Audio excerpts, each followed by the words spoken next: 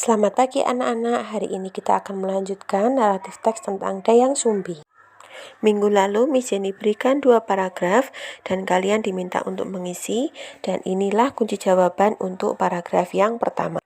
Kemudian ini adalah kunci jawaban untuk paragraf yang kedua. Silahkan dilihat terlebih dahulu. Koreksilah pekerjaan kalian dan lengkapilah teks Dayang Sumbi dengan paragraf yang belum kalian tulis. Now, I'm going to tell you about the story of Dayang Sumbi.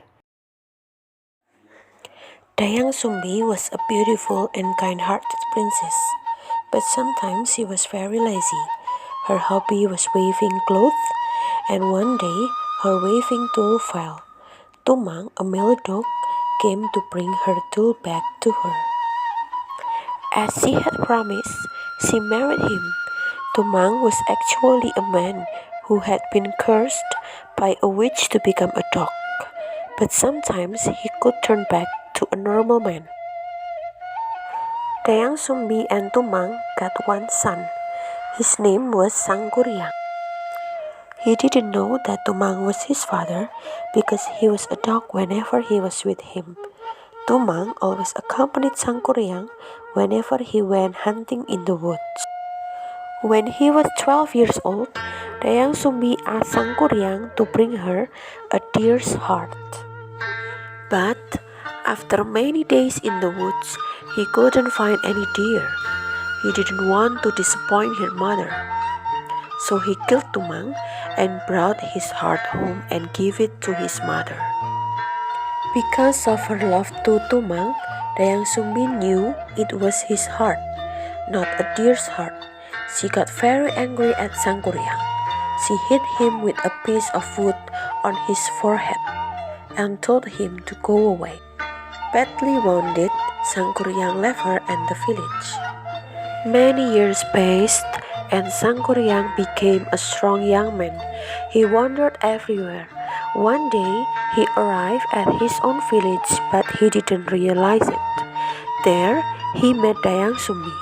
At the time, Dayang Sumbi was given eternal beauty by God, so she stayed young forever. Both of them didn't know each other, so they fell in love and then they decided to marry. But then, Dayang Sumbi recognized a scar on Sangkuriang's head. Dayang Sumbi was very shocked. She knew that Sangkuriang was his son. It was impossible for them to marry. So Dayang Sumbi gave him a very difficult condition. Sangkuriang, if you want to marry me, I have a condition for you. I want you to build a lake and a big boat in one night. I need them for our honeymoon. Can you do that? With the help of genies and spirits, Sangkuriang tried to build them. By midnight, he had finished the lake by building a dam in Citarum River. Then he started building the boat. It was almost down when he nearly finished it. She was very worried when she knew this, so she made lights in the east. Sangkuriang, you cannot finish my condition.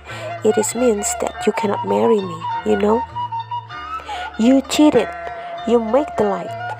You saw my troops go. Because of that, I could not fulfill your condition. Sangkuriang was very angry, so he kicked the boat. Then the boat turned out to be the mound of Tangkuban Perahu. It means boat upside down. From a distance, it looks like a boat upside down. Setelah mendengarkan cerita tentang Dayang Sumbi dan Sangkuriang, ini adalah tugas kalian menjawab pertanyaan berdasarkan cerita yang telah Miss Jeany ceritakan. Selamat belajar!